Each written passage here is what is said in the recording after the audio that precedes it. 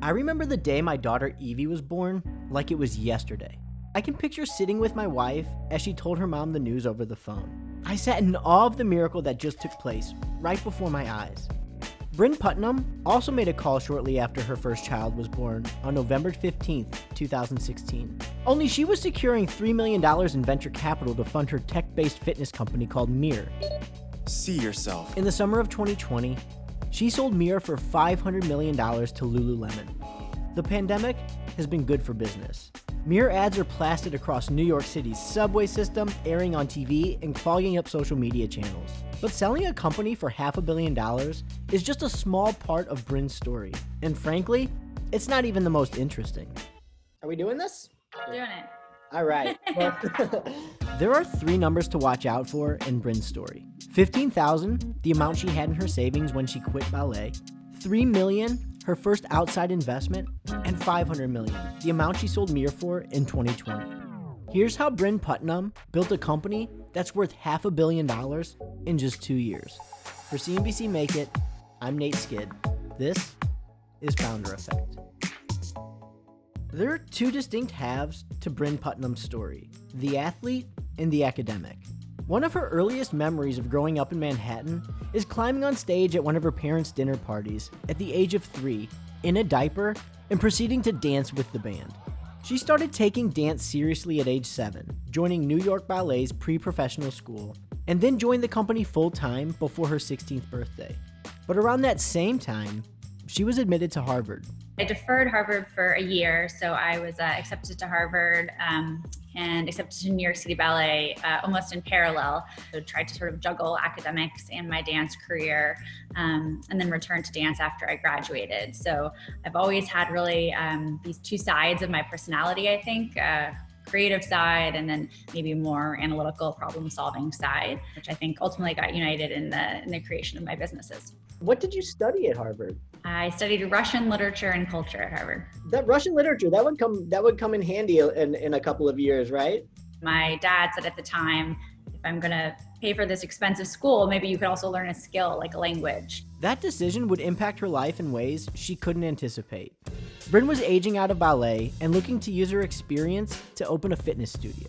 I couldn't afford a traditional space because they were all too expensive. So I decided I would just walk up and down the streets of Manhattan looking for off-market or unusual properties that maybe I could rent for a cheaper price. I stumbled on a Russian church that was finishing services. And so I sauntered over and started trying to practice my Russian skills, and quickly was shot down due to my poor language skills. But the minister did say that they had a room for rent in the church, and if I was looking for space, it might be a fit. It was a strange space, however, though, because every Saturday we had to give the space back to the church for Sunday services. And then every Sunday we had to rebuild the space as a fitness studio. I had saved about $15,000 from my years of dancing. And so I needed to build out a fitness studio and a business with really limited funds, which meant a lot of the actual physical labor that went into building the studio was done with my own 2 hands. In 2010, she opened Refine Method. But Brynn says she also spent that year meeting with athletic trainers, coaches, and physiologists to better understand how professional athletes train. She condensed what she learned into a program suited for average mom and dads that she saw in her studio. What was the initial reaction like, and how quickly did it grow? We got really lucky, I have to say. I mean, it was really, I think, an example of explosive organic growth powered by an incredible community flywheel. I had a small group of 5 or 6 women who were my initial clients, and then they started bringing friends who brought friends who brought friends. And so Studio 1 soon paid for Studio 2, Studio 3. What do you mean by flywheel? I hear that term often with entrepreneurs and business leaders. When you really achieve that fit between the product and the market, the business starts to grow much faster without traditional paid marketing or using other channels. That was definitely the case with Refine Method. We never spent $1 on marketing. But it didn't take long for her to find the limitations of a brick and mortar fitness studio. No matter how popular it became, most mom and dads can only work out before or after work, leaving a massive hole in the middle of the day. You reach a point where you're serving thousands of people or tens of thousands of people, but it's just not the scale that you can reach with technology. There has to have been a bridge between that and Mir, and I'm wondering what it was. I started to think about how to take what I had created in real life and translate it to in-home. But I always felt like working out at home and you were sacrificing quality for convenience. You were putting a big bike or a treadmill into your small New York apartment, or you were searching for content on YouTube and then watching it on a tiny phone while you tried to awkwardly work out. And so it was really trying to figure out how to take the learnings of what makes a great experience and figure out the appropriate technology to bring it to life in the home. Go deeper for me if you can. Where did you see like a financial opportunity, a business opportunity? Because working out at home isn't new. There was an emphasis on the quality of content and instruction that got developed through the rise of these boutique studios that combined with developments in technology. So I think those two trends really united this idea that people were willing to invest money in their health and wellness. They wanted to prioritize good content, good instructors, and frankly, they had the pipes in their home to stream that content. Brynn watched her instructors carefully as they paced the room, tracking times, adjusting workout difficulties, all the while motivating and encouraging them to do their best. She knew she could live stream instructors, and there was technology in place to keep track of statistics like heart rate tracking. But I couldn't figure out the vehicle for putting all those pieces together until we did a survey of our members, completely unrelated. And we said, what was the best thing we did all year at Refine Method? And one of the things we had done was put regular dumb mirrors into our studios. And our members said it was the best thing we had done, was give them that visual feedback, and that the mirror created this incredible real energy loop that inspired them to work harder. And I realized that all of the technology I'd been thinking about building into a phone or some other platform really worked within a mirror. So she went to work, building a prototype at her kitchen table with the help of her husband, out of a piece of one-way glass and a Raspberry Pi tablet she bought off of Amazon. So our first test was really just a tablet that said, "This is a test," repeatedly across it behind a piece of glass in my kitchen.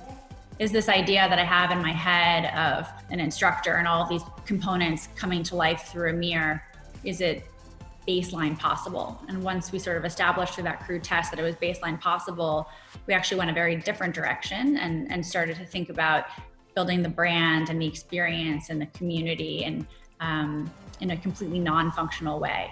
From here on out, Brynn says she did the exact opposite of what most successful founders do.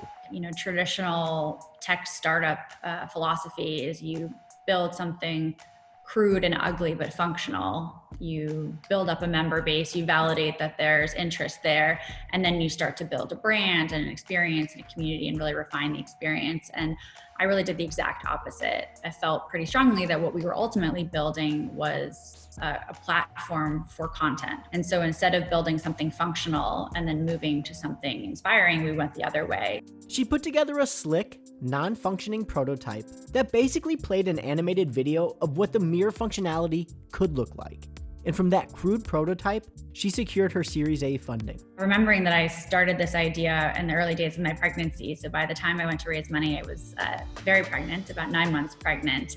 And so it was very nerve-wracking to be a single female founder with no technical skills, presenting a prototype that looked beautiful, but was really not functional while very pregnant. What were people telling you at the time? I mean, that had to have been a really difficult moment.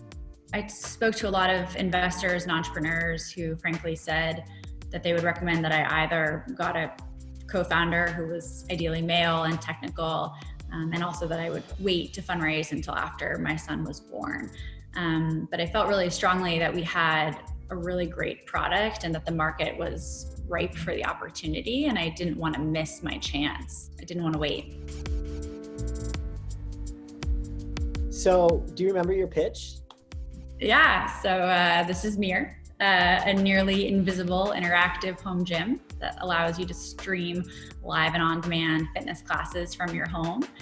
You'll be able to get the boutique studio experience without sacrificing your home to clunky gym equipment that takes over your home and only allows you to pursue one type of fitness. So imagine the variety of a full studio with the footprint of a beautiful piece of home decor. Brynn secured $3 million in funding from her hospital bed the day her son was born. She knew exactly how to divide the money: hardware, software, and content. You have this amazing vertically integrated platform where you are going directly into someone's home and really controlling the end-to-end experience. So it was super important to us that we did own the hardware, software, and content so that we can be incredibly responsive to our members' needs and be able to change things quickly. Mir went into stealth mode for 2 years as it perfected the hardware and produced a content library. Only the investors and select friends had seen the product. But instead of slow rolling its launch, Brynn decided to go big, really big. Mir bought billboards, television ads, and hired famous partners. They even sent mirrors out as gifts to influential celebrities. Your product is in the home of Alicia Keys, Reese Witherspoon, Ellen DeGeneres. It actually just sort of spread itself throughout the community. So one celebrity passed it to another or to their agent. We did have a moment, our first Christmas, when Alicia Keys got her mirror as a surprise from her family and posted an incredible video of her just screaming with joy to get this present. And I think we all sort of knew. The mirror retails for $1,495 and subscribers pay $39 per month to stream the classes. Mirror's rapid success far exceeded expectations. Its biggest challenge would be ensuring its supply chain could support its growth. Put it this way, in its second year of business, Mir did $150 million in revenue with a team of 125. But Brynn sees potential for Mir far beyond fitness. I've always really believed that there's room for a new type of screen in the home, that you have your phone for small informational interactions, you have your TV for passive sit on your couch entertainment, and that there will be a place for something for interactive, immersive experiences. And I think people are going to start to move away from watching to doing more. And so the ability to serve people experiences that allow them to grow, I think is really powerful, and Mir is uniquely positioned to do that. Are you in stealth mode right now? Always in stealth mode. By mid-2019, Mir raised a total of $72 million in outside investment. For us, seeing was really believing. The mirror is a product you've never seen before. It's an innovation product. And so our pitch was very centered around getting investors in front of the experience. And once that happened, it really did tend to sell itself. How did the Lululemon sale come about? I've actually known the team at Lululemon for my entire fitness career. I was a Lululemon ambassador in the early days of Refine Method, and the store teams were some of the earliest guests at Refine.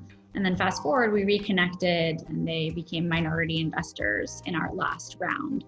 And it was really just a wonderful relationship. You know, Mir was not for sale, but when we started working together, the combination of Lululemon's incredible brand reputation, their physical footprint, and Mir's growing digital community just made a lot of sense. It's easy to downplay Brynn's success. A professional ballerina turned Harvard grad turned tech founder is an elite path, to be sure. But it is extremely difficult to succeed in any of those arenas, let alone all three. Another female founder said to me, you know, we all have unconscious bias. Investors are consumers. You need to fascinate them on the market opportunity, the product, and the story. And just like any consumer, they'll buy. So you should go into your pitch meetings as a 9-month pregnant solo female founder, aware that those biases exist, but also aware that you have the power to sell. And it's really important that you focus on selling someone on the dream, even to the extreme, when trying to paint a story for your potential investors. That's all I really had. I mean, how fortunate that your dad made you take Russian. Don't tell him that. He'll get a big head. Brynn was hesitant to discuss her plans beyond Mir. But if her story is an indicator of her ambition, she'll definitely go big. Really big.